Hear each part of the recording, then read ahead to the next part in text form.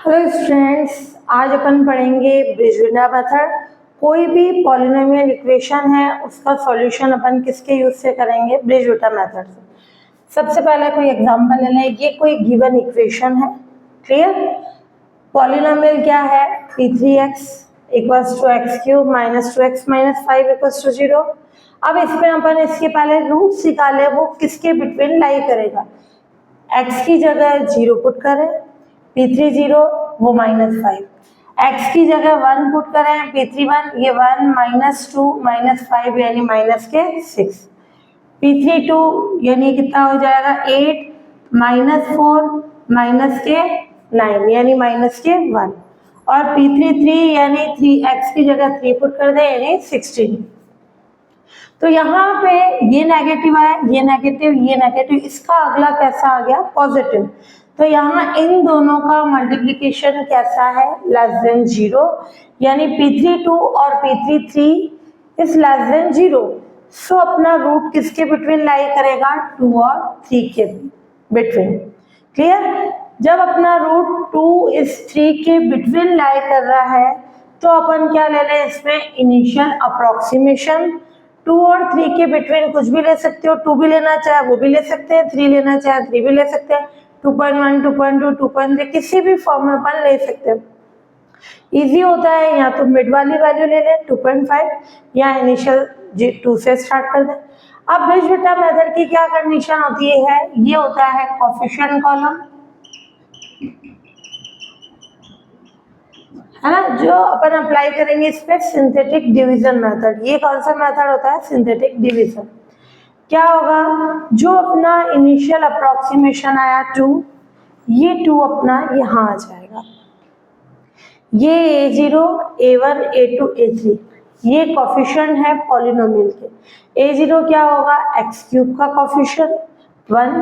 a1 क्या होगा? x square का कोएफिशिएंट है ही नहीं x square, then 0। a2 x का कोएफिशिएंट यानी -2 और ये a3 कितना आ गया? -5। फिर अब अपन ले ले कंडीशन, इसमें लिखेंगे 0।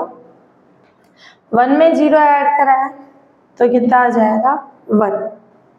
ये 1 यहाँ 0 लिखना चाहो तो भी राइट है, नहीं लिखोगे ये एज इट इज 1 आ जाएगा ना। अब जो यहाँ वैल्यू आ रही है उसको 2 से मल्टीप्लाई करा है, 1 × 2 यानी 2, वो 2 यहाँ आ जाएगा। 0 में 2 ऐड कराया सो 2 आ गई कंडीशन।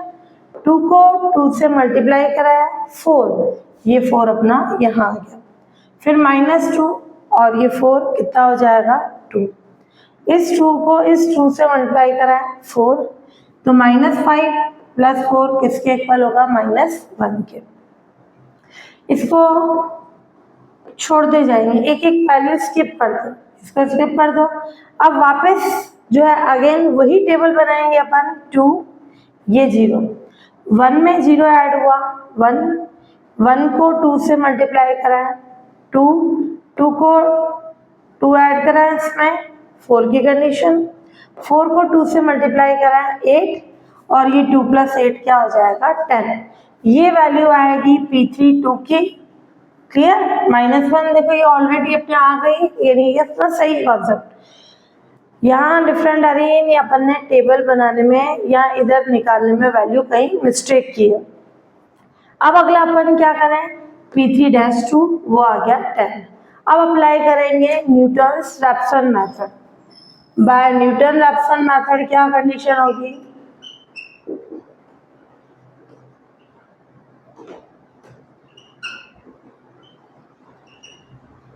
x1 ये अल्फा 0 है, अल्फा 0 इनिशियल लिया, इसको x0 ले लो कैसी भी कंडीशन। ये अब x1 जो अपना फर्स्ट इटरेशन निकाल रहे हैं, ये x1 क्या आ जाएगा? x0 माइनस और ये क्या आ जाएगा अपना? p3-2 की कंडीशन। तो ये आया अपना p3 2 और ये p3-2। यहाँ x0 लेना चाहो वो भी लिख सकते हो, अल्फा की फॉर्म में लेना चाहे देन वो भी लिख सकते हैं। x0 कितना हो गया अपने पास? अपन ने 2 ऐड किया था जो इनिशियल है, P32 इस टेबल से ये वैल्यूज फाइंड करने के लिए अपन ने सिंथेटिक डिवीजन मेथड का यूज किया। ये कितना हो गया -1, ये 10, तो कितना हो जाएगा 2 + 0.1 यानी 2.1। ये आ गया अपना फर्स्ट इटरेशन। सेम यही काम अपन करेंगे, इस 2.1 को लेके 2 की जगह 2.1 आ जाएगा और यही टेबल बनाएंगे। वो अपना कौन सा इटरेशन होगा, सेकेंड इटरेशन। ठीक है, तो उससे क्या टेबल आ जाएगी,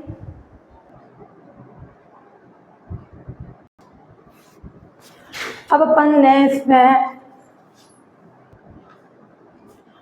अपन अप्लाई करें सेकेंड इटरेशन। सेकेंड इटरेशन अपना फर्स्ट इटरेशन में x1 आया 2.1, यह आ गई वैल्यू 2.1।